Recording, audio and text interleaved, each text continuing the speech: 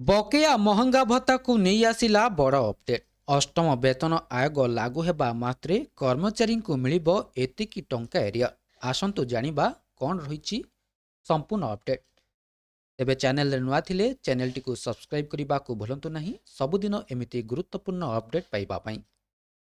ଅଷ୍ଟମ ବେତନ କମିଶନର ବ୍ୟବସ୍ଥା ଜାନୁଆରୀ 1 ତାରିଖରୁ କାର୍ଯ୍ୟକାରୀ ହୋଇଛି। ଡିସେମ୍ବର 31 ତାରିଖରୁ ସପ୍ତମ ବେତନ କମିଶନର ପୁରୁଣା ନିୟମ ଆଉ ଲାଗୁ ହେବ ନାହିଁ। ସ୍ପଷ୍ଟ ଭାବରେ କର୍ମଚାରୀମାନେ ଦରମା ବୃଦ୍ଧି ପାଇବେ।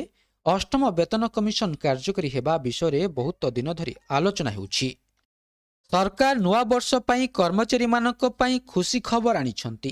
ଏପର୍ଯ୍ୟନ୍ତ କର୍ମଚାରୀମାନେ ସେମାନଙ୍କର ଦରମା ବୃଦ୍ଧି କେତେ ହେବ ତାହା ଜାଣିବାକୁ ଉତ୍ସାହିତ ଥିଲେ, କିନ୍ତୁ ଏବେ ସେମାନେ ବକେୟା କେତେ ପାଇବେ ସେ ବିଷୟରେ ପ୍ରଶ୍ନ ଉଠାଯାଉଛି। ଏପରି ପରିସ୍ଥିତିରେ ଆପଣ ଜଣେ ବିଶେଷଜ୍ଞଙ୍କୁ ପଚାରିବା ଉଚିତ ଯେ ସେମାନେ କେତେ ବକେୟା ପାଇବେ। କମିଶନଙ୍କ ସୁପାରିଶଗୁଡ଼ିକ 2026 ଜାନୁଆରୀ 1ରେ କାର୍ଯ୍ୟକାରୀ ହୋଇଥିଲା, କିନ୍ତୁ ସେମାନଙ୍କର ସମ୍ପୂର୍ଣ୍ଣ କାର୍ଯ୍ୟକାରିତା ବିଳମ୍ବିତ ହୋଇପାରେ। ଅର୍ଥନୀତିଜ୍ଞମାନେ କହିଛନ୍ତି ଯେ କମିଶନଙ୍କ ସୁପାରିଶଗୁଡ଼ିକର ବ୍ୟବହାରିକ ପ୍ରଭାବ 2027ରୁ 28 କିମ୍ବା 2028 ଓ 29 ଆର୍ଥିକ ବର୍ଷ ଶେଷ ସୁଦ୍ଧା ଦୃଶ୍ୟମାନ ହେବ। ଏପରି ପରିସ୍ଥିତିରେ କର୍ମଚାରୀମାନଙ୍କୁ ଏକାଥରେ ସେହି ସଂଖ୍ୟକ ଦିନ ପାଇଁ ବର୍ଦ୍ଧିତ ଦରମା ଦିଆଯିବ। ତେବେ କର୍ମଚାରୀମାନେ କେତେ ବକେୟା ପାଇବେ? କର୍ମଚାରୀ ଏବଂ ପେନ୍ସନଭୋଗୀମାନେ କେତେ ବକେୟା ପାଉଣା ପାଇବେ? ଜାନୁଆରୀ ମାସରୁ ଯେଉଁ ମାସରେ ଏହା ପ୍ରକୃତରେ ପ୍ରୟୋଗ କରାଯାଏ, ସେହି ମାସରୁ ଏକକାଳୀନ ବକେୟା ପ୍ରଦାନ କରାଯିବ। ବିଶେଷଜ୍ଞମାନେ ପରାମର୍ଶ ଦେଉଛନ୍ତି ଯେ ସରକାର ତାଙ୍କ ବଜେଟରେ ବକେୟା ପାଉଣା ପାଇଁ ସ୍ୱତନ୍ତ୍ର ବ୍ୟବସ୍ଥା କରିପାରନ୍ତି। ଆପଣଙ୍କ ବର୍ଦ୍ଧିତ ଦରମାର ପାର୍ଥକ୍ୟ ଆଧାରରେ ବକେୟା ହିସାବ କରାଯିବ।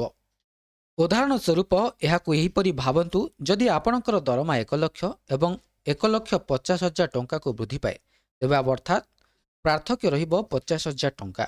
ଯଦି ପ୍ରକୃତରେ ଅଷ୍ଟମ ବେତନ କମିଶନର ବ୍ୟବସ୍ଥା ଅନୁଯାୟୀ ଦରମା 10 ମାସ ବିଳମ୍ବ ହୁଏ, ତେବେ ଆପଣଙ୍କୁ ଏକାଥରେ 50,000 ଗୁଣନ 10 ସମାନ 5 ଲକ୍ଷ ଟଙ୍କା ବକେୟା ମିଳିବ।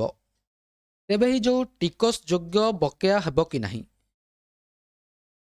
ଏବେ ଯେଉଁମାନେ ଟିକସ ଦେବାକୁ ବାଧ୍ୟ ସେମାନେ ଏହା ମଧ୍ୟ ଜାଣିବା ଉଚିତ ଯେ ସରକାର ଆପଣଙ୍କର ବକେୟା ଉପରେ ମଧ୍ୟ ଟିକସ ଆଦାୟ କରିବେ।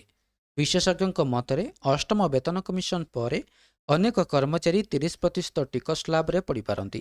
ତେଣୁ ବକେୟା ଟିକସ ଅଧୀନରେ ରହିବ ବୋଲି କୁହାଯାଇଛି। ଏବେ ଏହା ଥିଲା ସମ୍ପୂର୍ଣ୍ଣ ଅପଡେଟ୍ଟି। ଭିଡ଼ିଓଟି ଭଲ ଲାଗିଥିଲେ ଭିଡ଼ିଓଟିକୁ ଲାଇକ୍ କରନ୍ତୁ, ସେୟାର କରନ୍ତୁ ଏବଂ ଚ୍ୟାନେଲଟିକୁ ସବସ୍କ୍ରାଇବ୍ କରିବା ପାଇଁ ଭୁଲନ୍ତୁ ନାହିଁ।